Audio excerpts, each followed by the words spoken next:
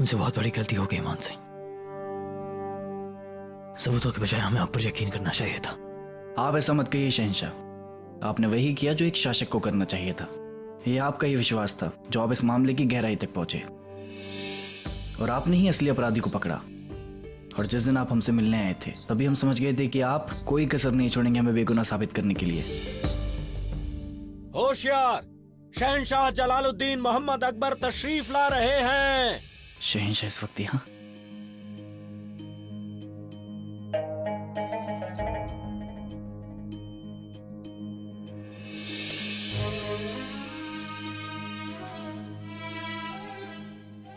प्रणाम शहंशाह। ऐसी क्या बात हो गई जो शहंशाह को स्वयं यहाँ आना पड़ा? इस वक्त हम यहाँ अपने सबसे वफादार रतन से मिलने आए हैं।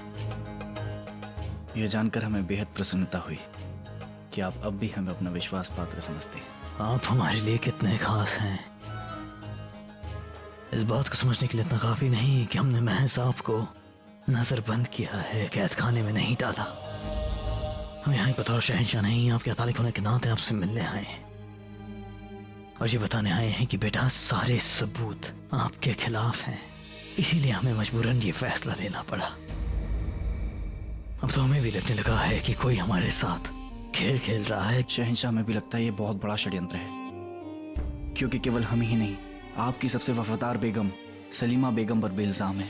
हम आपको बताना चाहेंगे कि हम बस यहाँ अपने दिल का बोझ हल्का करने आए हैं। आप बस हमारे एक सवाल का जवाब दे दीजिए कि अगर आप हमारी जगह होते तो आप क्या करते हैं? वही करते हुजूर जो आपने किया, सबूतों के आधार पर फैसला। परंतु एक बार अवश्य सोचते कि ये किसका षड्यंत्र है। हमारा दिल भी ये मानने को तैयार नहीं है कि आप या सलीमा बेगम हमारे साथ कोई गद्दारी कर सकते हैं, लेकिन कानून में सिर्फ और सिर्फ सबूत मायने रखते हैं। मान सिंह, आप एक बार फिर से हमें बताएं कि आखिर उस रात हुआ क्या था? आप किसी भी बात के लिए स्वयं को उत्तरदायी मत समझिए शहंशाह, बल्कि आप तो धन्यवाद के पात्र हैं। यह आप ही के कारण है कि हमारे सर से विश्वासघाती होने का कलंक हट गया। शुक्रिया के सलाहकार चौथा बेगम है। अपना यकीन उन्होंने एक पल के लिए भी आप ऐसे दिखने नहीं दिया।